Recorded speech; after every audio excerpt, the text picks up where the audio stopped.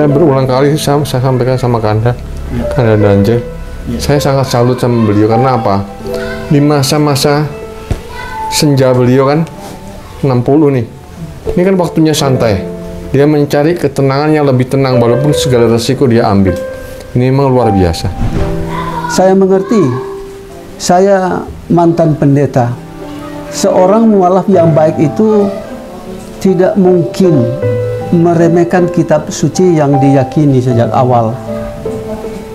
Karena mantan pendeta itu mengerti bagaimanapun kitab suci, Alkitab itu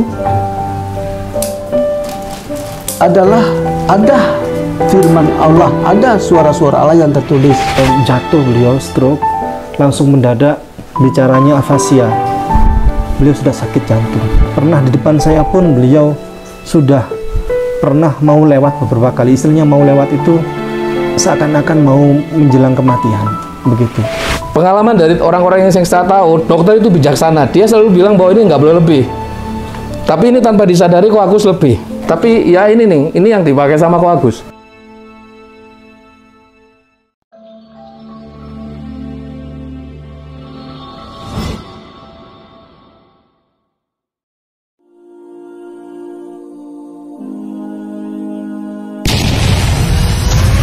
Lelang dakwah. Lukisan legendaris bulan purnama karya Mary Sandia. Pelukis Indonesia yang diundang langsung oleh Raja Salman dilelang dengan harga terbaik yang dananya 100% akan kami gunakan untuk pembebasan lahan gedung dakwah terpadu Mualaf Center Hagia Sophia, Sulawesi Utara sebagai sentra untuk pembinaan, pelayanan, advokasi, dan pendidikan ribuan para mualaf. Binaan Mualaf Center Nasional Hagia Sophia di Sulawesi Utara. Dana yang dibutuhkan untuk pembebasan tanah seluas 550 meter dan bangunan seharga 550 juta rupiah. Lukisan legendaris bulan purnama ini dilelang dengan harga 8.500.000 rupiah saja. Untuk muslimin yang lebih dahulu menghubungi kami. Dan berdirilah benteng yang sederhana awal untuk mengabarkan kebenaran rahmatan lil alamin.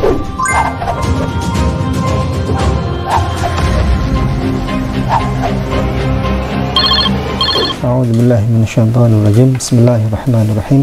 Assalamualaikum warahmatullahi wabarakatuh. Waalaikumsalam. Alhamdulillahi amsayna wa amsal mulku lillahi walhamdulillahi la syarikalah la ilaha illallah wa ilaihin nusyur. Alhamdulillahi rabbil alamin.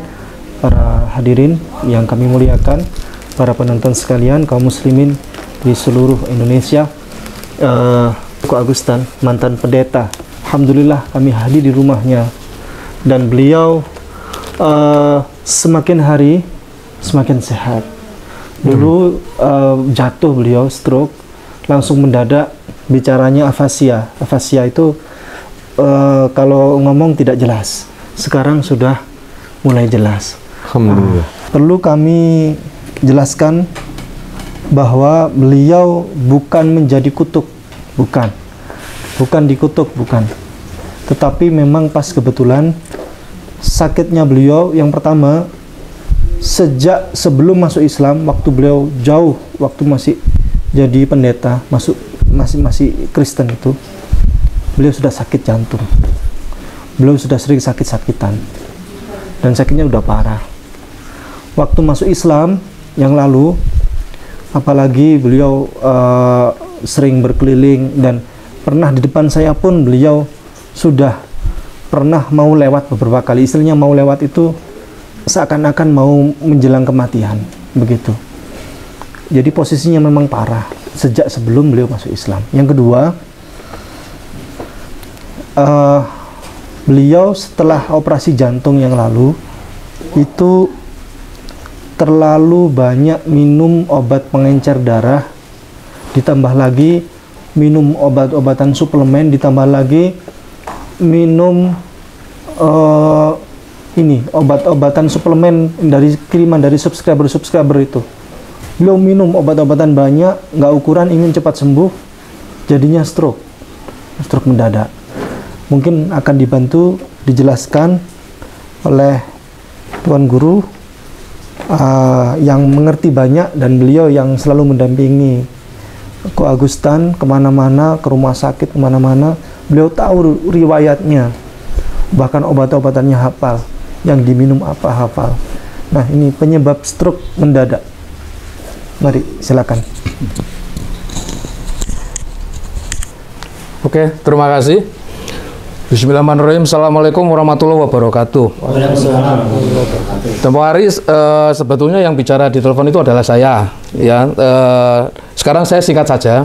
Kemarin itu ada kesalahan bahwa datanya saya bilang bahwa itu 600, sementara yang healthy range-nya itu adalah maksimal 200. Tapi ternyata begitu dibaca ya, datanya sebetulnya sama saja. Kalau misalnya dilihat di sini tuh datanya, di sini ada yang istilahnya INR. INR ini di sini Ko Agus angkanya adalah 6,46 apa 48 ya, 6,46 ya. Jadi angka INR dari Ko Agus itu adalah 6,46, sementara yang normalnya menurut dokter adalah 2,5 sampai 3,5. Sekarang saya konsultasi sama Google. Begitu konsultasi dengan Google, sampai tinggal ketik saja INR normal range yang dari bahasa Inggris. Jadi kita ngambil supaya lebih objektif, tidak mesti sama dokter lokal, karena kok mungkin dokter lokal mungkin nanti disangkanya kita bayar. Tapi begitu dari Google, di sini ada bacaan in healthy people an INR of 1.1 atau di bawahnya itu dianggap normal. Sementara INR range dari 2 to 3.0 is generally an effective therapeutic range for people taking warfarin for certain disorders. Artinya apa?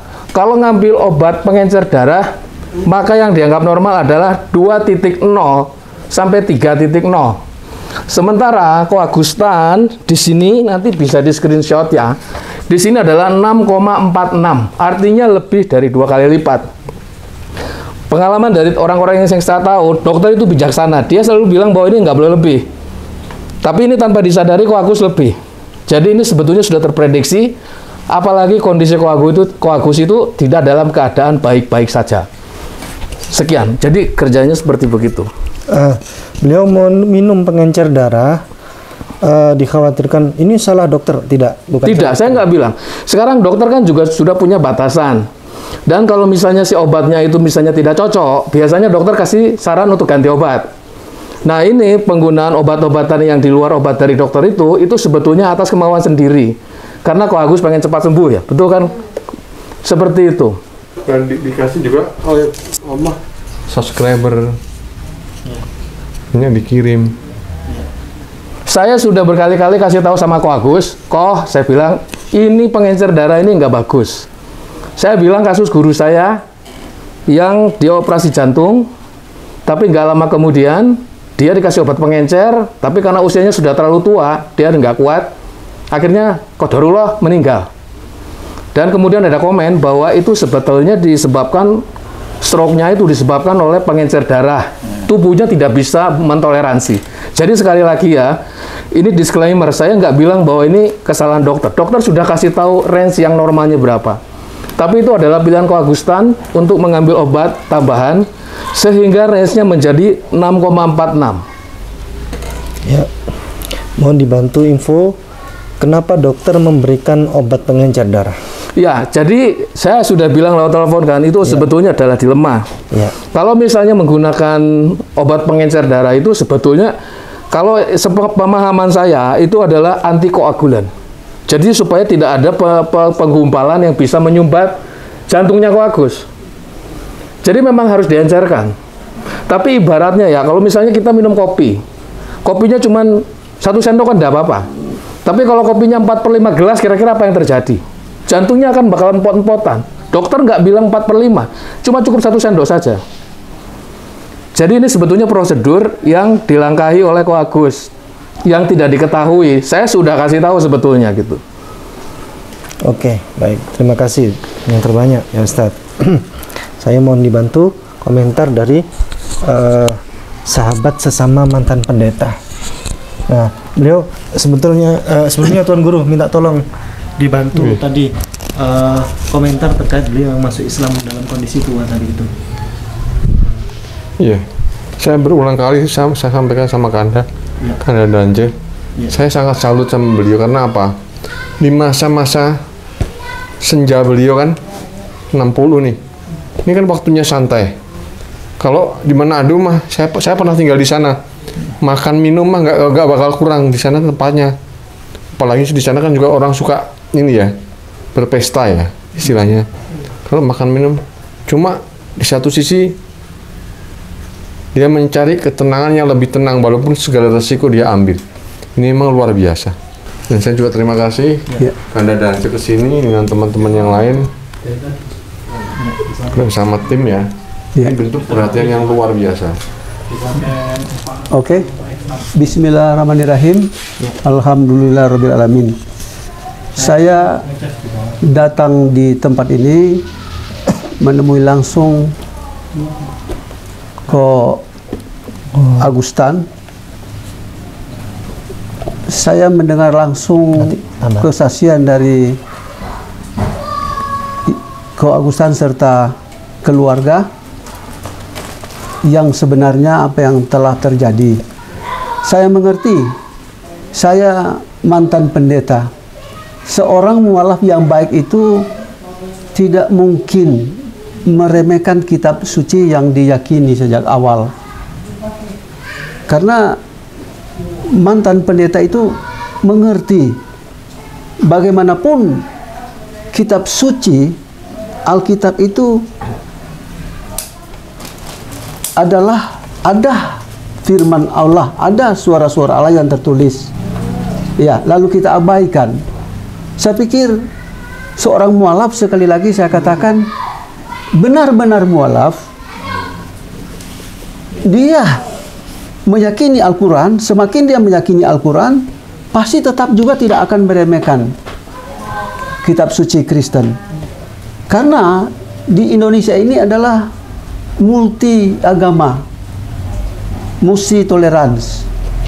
Jadi hal ini perlu diketahui oleh para penonton massa. Mari kita melihat hal-hal yang perlu kita benahi. Kita tidak perlu saling mempersalahkan satu sama lain.